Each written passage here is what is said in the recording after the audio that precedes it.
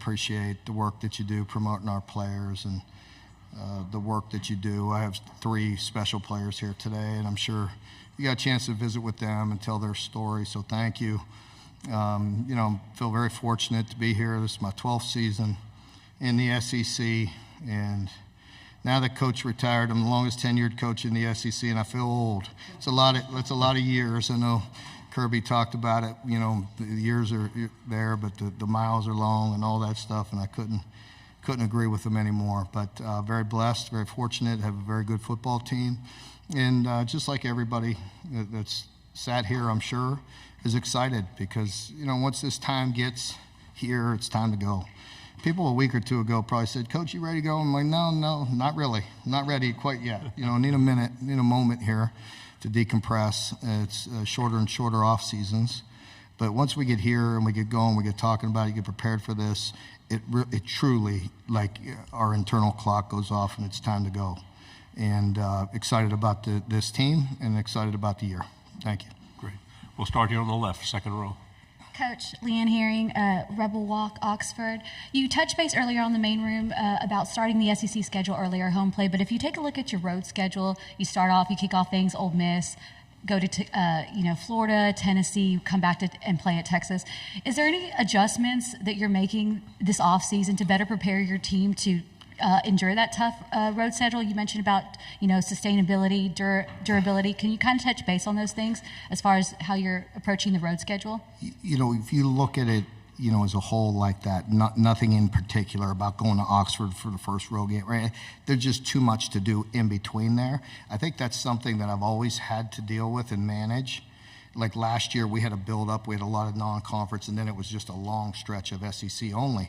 Well, that takes its toll in a different way. You have to be prepared for it all. I think we constantly look at ways. I've been into sports science for a long time, probably too much early on. And so you look at things to prepare your team the best way you can.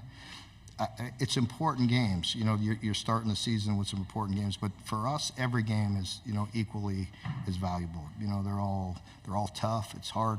And you have to be able to, play well in the beginning, middle, and end. And so that doesn't mean it's very easy, but we constantly look at ways. There's nothing like drastically that I can say right off the top. You better be prepared. Left side, front row. Hey, Coach. Hey, good to see you. Good to see you there. AP Stedham, AP and Kelly, as we see at syndicated radio. Coach, what lured you to Brock Vandegrift? Did you have a history with him maybe in recruiting, and what are some of the attributes that you think can help your offensive program? With Brock, the first thing was we've been, as we've had a lot of pro elements, to our system. And coming from Georgia, he was coached extremely well. You saw him operate. Now, albeit they had some leads, when he was in there, but at least he got to play a lot because they beat a lot of teams by a lot of points. And so he got a lot of playing time. And what you saw with him is you saw the operation. You saw him go through the reads. You saw him process things. You saw the way he handled himself. The talent was there. That was obvious. He needed an opportunity. So I thought it was a very good fit. And I like what I've seen so far, and I'm very excited about him. Left side, third row, and then pass it down, please. Tyler Shaw with KBTX in College Station. Mark, can you take us back to, late November? There were reports out that you had taken the job at A&M, and then 24 hours later, Mike Elko's hired, and it's just kind of what was that kind of roller coaster of a weekend like for you? You don't believe everything you see on Twitter, do you? I'm asking you. It was listen, I said it in the main room, and it's true. I was pursued by A&M. I had, and out of respect for everybody involved, I'm at Kentucky. As I've said, there's only 19 coaches in the history of SEC that's been in a school 12 years or more. And last year, I think Coach became 18 and Coach Saban, and this year I became 19. I like being a part of that group. I think, I fit well at Kentucky. I've been very blessed to be there as long as I have.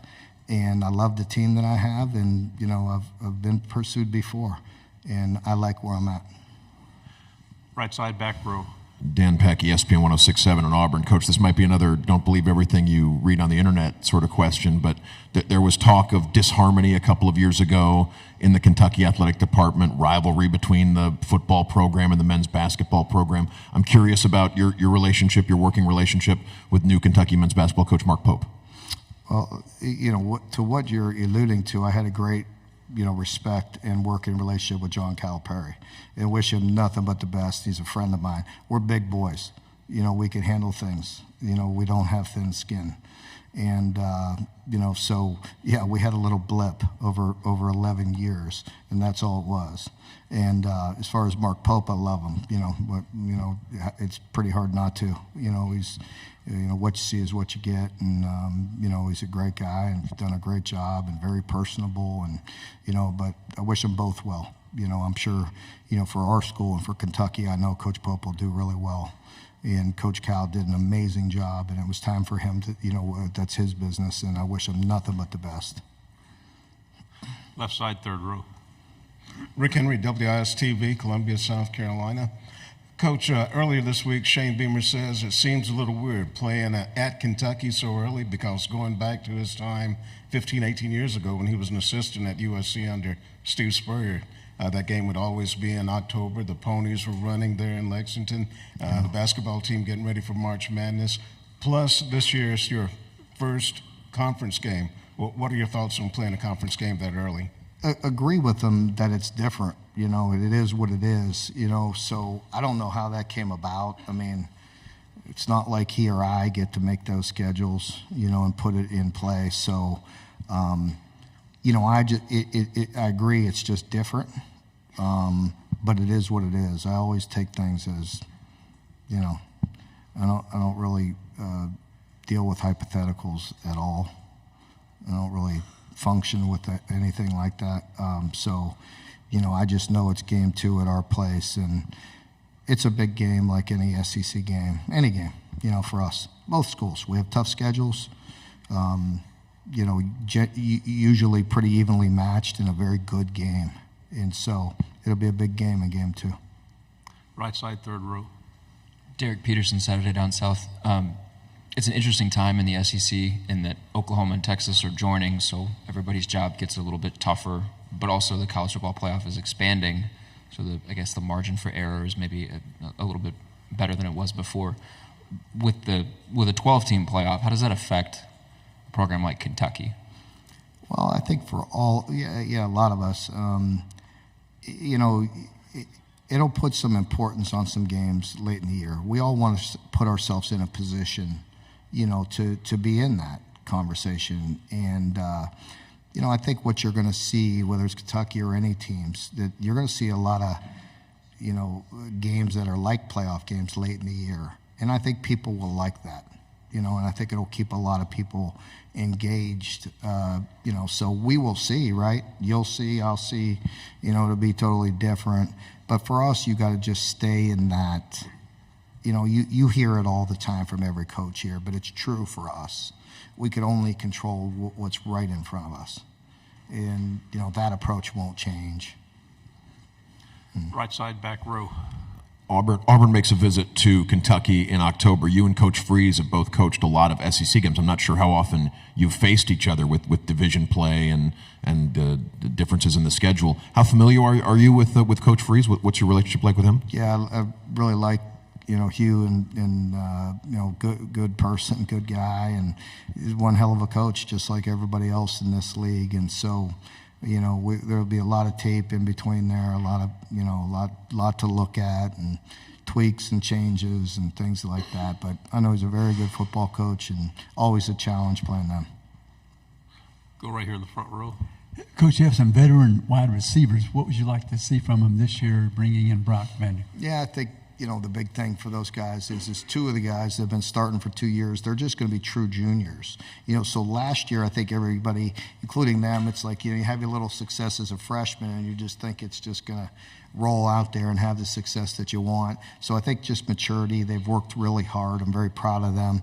Going into their third year, you add a guy like Jamori Macklin, you know what I mean? He's got a lot of reps under his belt and a good player inside. And so I feel like, amongst some other good wide receivers. So I'm excited about that group, and have a new receiver coach in DeKeel Shorts, and he came from Houston, and he's a young guy but he's very demanding. He's a guy that has a good relationship, but he's no nonsense. He's business, and he works hard. The guys respect him.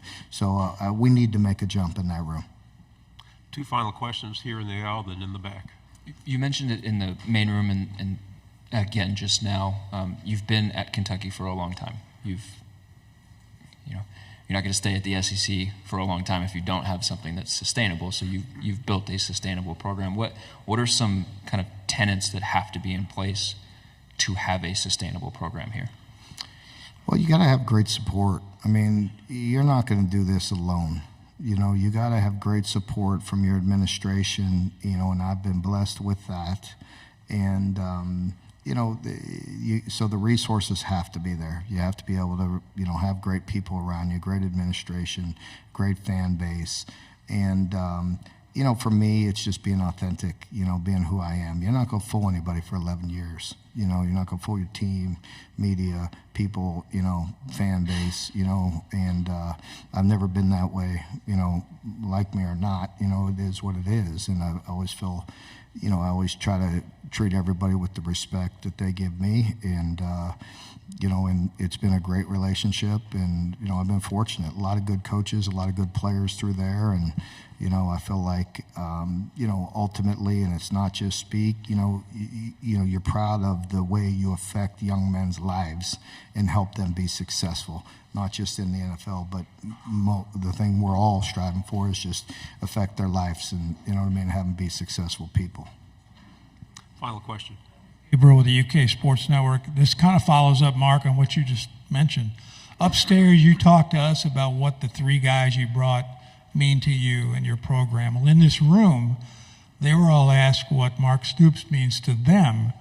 And they talked about the fact that, fundraising aside, you were always there for them. One of them called you a second uncle and things like that. What does that mean to you?